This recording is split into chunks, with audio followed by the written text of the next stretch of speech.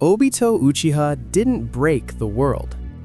The world broke him. And maybe he was right to give up on it. What if hope isn't strength, but denial?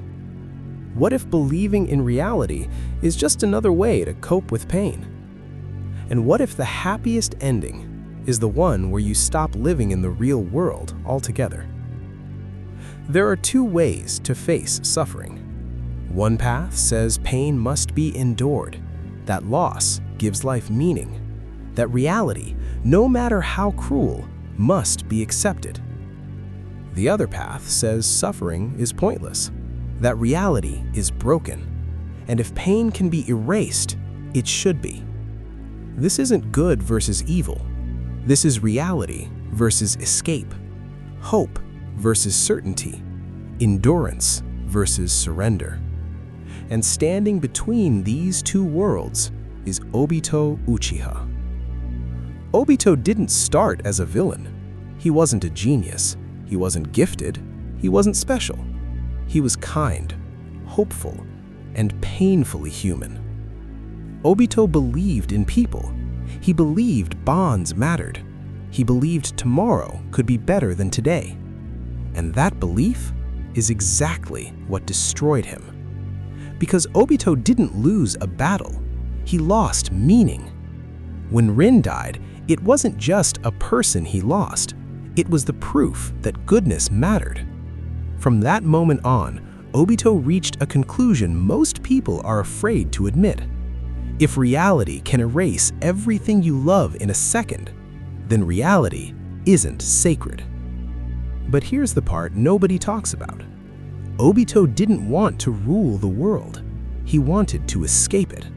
And that's what makes him dangerous. Here's the truth most stories avoid. In the real world, hope does not guarantee safety.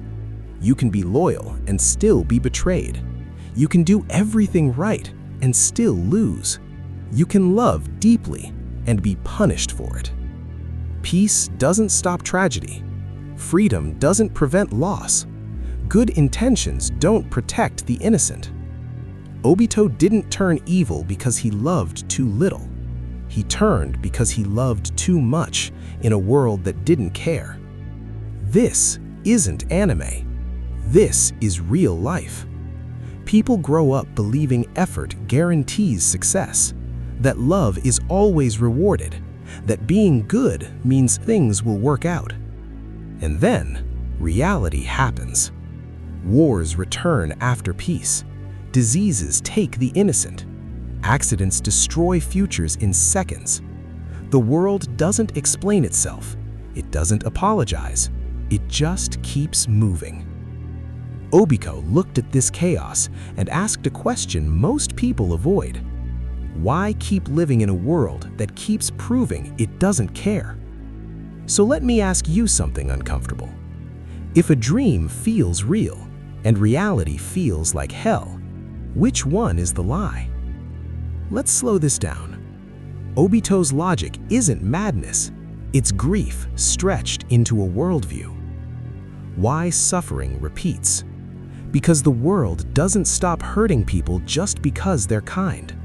Loss is random. Pain is unfair. Why individuality hurts? To care deeply is to be vulnerable. To form bonds is to risk devastation. Every connection becomes a weakness. Why unity feels comforting?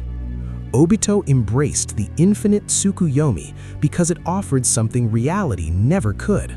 A world where no one loses, no one is abandoned, no one watches everything they love die in front of them. In that world, Rin lives. Childhood never ends. Pain never begins. To Obito, that wasn't control. That was mercy. And then there's Naruto Uzumaki. Naruto believes pain must be faced, that suffering gives life meaning, that bonds are worth the risk. But here's the flaw in Naruto's belief. It assumes people can endure infinite loss. Not everyone can. Naruto had support. He had people who pulled him back, Obito didn't. And when Naruto tells Obito to keep believing, he's asking him to relive the pain that already broke him. So here's the real conflict. Naruto says, suffering makes us human. Obito answers, then humanity is a curse. Naruto chooses reality, no matter how cruel. Obito chooses illusion because cruelty has limits there. One path demands endurance, the other offers release. One world is painful but real, the other is peaceful but false. And the story never truly proves Obito wrong. It just convinces him to stop. So here's the question Obito leaves behind. If you could live in a world where no one you love ever dies, where your worst day never happened, would you really choose to wake up? Or would you stay asleep, grateful that the dream never ends? Obito returned to reality, but the pain was still waiting. And the question remains, is reality worth the suffering it demands?